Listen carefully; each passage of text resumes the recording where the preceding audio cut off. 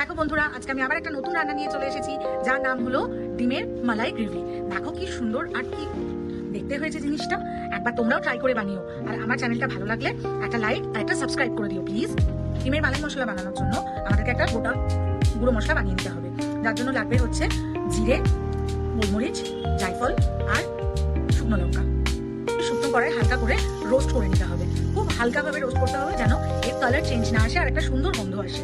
এবার আমি এটাকে একটা প্লেটের মধ্যে ঢেলে নেবো, দিয়ে এটাকে হালকা একটু ঠান্ডা করে রোস্ট করে নেবো। এইবার কড়াতে একটু তেল দেবো।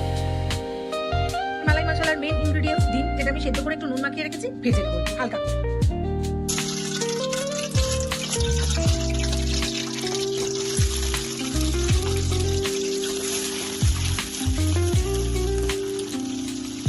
হালকা করে সুন্দর করে ডিমটা একটু আমি ভেজে নেবো। তো হালকা হালকা ডিমগুলো সব ভাজা হয়ে গেছে। এবারে আমি ডিমগুলো একে একে তুলে নেবো। ডিমগুলো একে একে আমি তুলে দিচ্ছি। আমি ডিম দিয়েছিলাম, ওই তেলটার মধ্যে আমি একটু বাটার দিয়ে দিলাম, দিয়ে ওর মধ্যে একটু জিরে একটা তেজপাতা দিয়ে দিলাম, দিয়ে একটু নাড়াচাড়া করে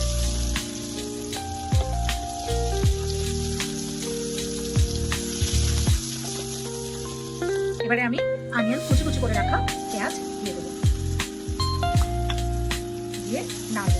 পেঁয়াজটা কিন্তু লাল হবে না, কিন্তু সুন্দর করে একটা ভাজা ভাজা হবে। খুব সুন্দরভাবে পেঁয়াজের পিসটাকে আমাকে ভেজে নিতে হবে। বারবার বলছি, পেঁয়াজটা কিন্তু লাল করে ভাজবে না, জাস্ট একটু হালকা করে গলিয়ে নিতে হবে, ভাজা ভাজা করতে হবে। এবার দেখো পেঁয়াজটা যখন গলে এসেছে সুন্দরভাবে, এবারে আমি এই পর্যায়ে এসে আদা, রসুন আর কাঁচা লঙ্কা বাটা দেবো, দিয়ে সুন্দরভাবে জিনিসটাকে কষাতে হবে। সুন্দরভাবে জিনিসটাকে হালকা করে কষাতে হবে। তো রান্নাটা আমার কষছে। এই পর্যায়ে এসে সেই যে ভাজা মশলাটা বানিয়ে রেখেছিলাম, তার গুঁড়োটা আমি এখন দিয়ে দিচ্ছি। পরিমাণ মতো একটু নুন দিয়ে দিচ্ছি। তো বন্ধুরা, আমি কিন্তু ভালো করে মশলাটাকে কষিয়ে নিচ্ছি। এখনো অবধি কিন্তু আমি কোনো জল অ্যাড করিনি। আমি সুন্দর করে মশলাটাকে কষাচ্ছি। মশলাটা কষানোর সময় কি সুন্দর গন্ধ বেরিয়েছে, মানে কি বলবো, ঘর একদম মোমো করছে গন্ধেতে। তো মশলাটা খুব সুন্দর করে কষে গিয়েছে।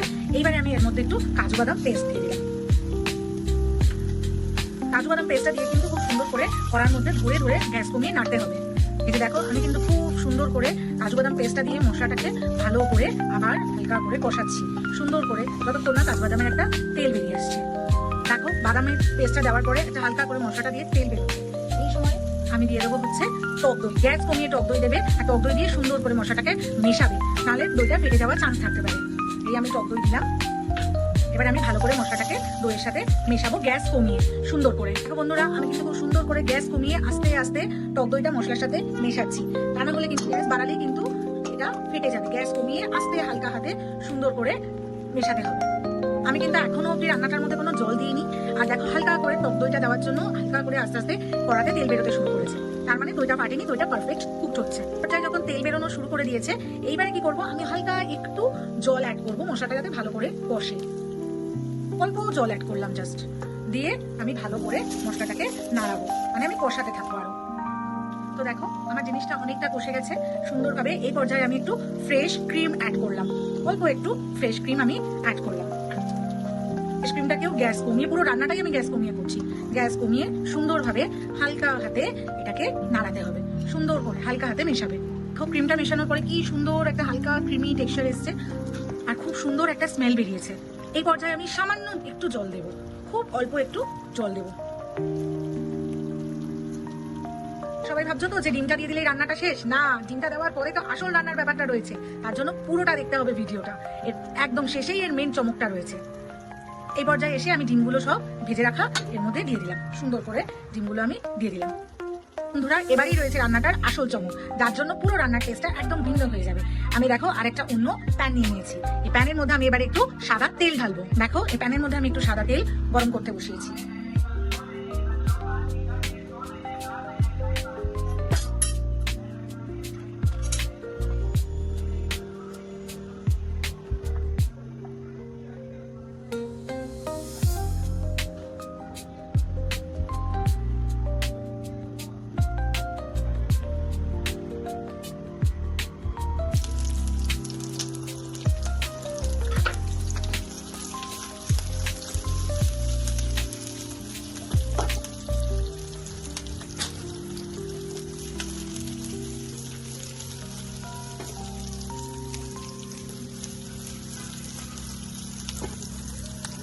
ক্যাপসিকাম দিয়েও একটা খুব সুন্দর মিষ্টি খুব গন্ধ বেরিয়েছে। দেখো আমার কিন্তু সটে করা হয়ে গেছে, এটা এর চেয়ে বেশি করার কোনো প্রয়োজন নেই।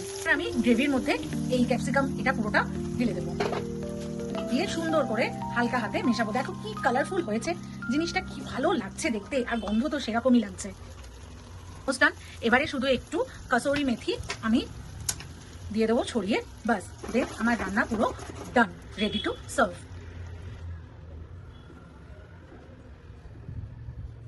আমার ডিমের মালাই গ্রেভি রেডি টু সার্ভ। চলো এবার তাড়াতাড়ি খেয়ে তোমাদেরকে জানাবো কেমন হয়েছে। তোমরাও বানিয়ে আমাকে জানিও কেমন খেতে হয়েছিল।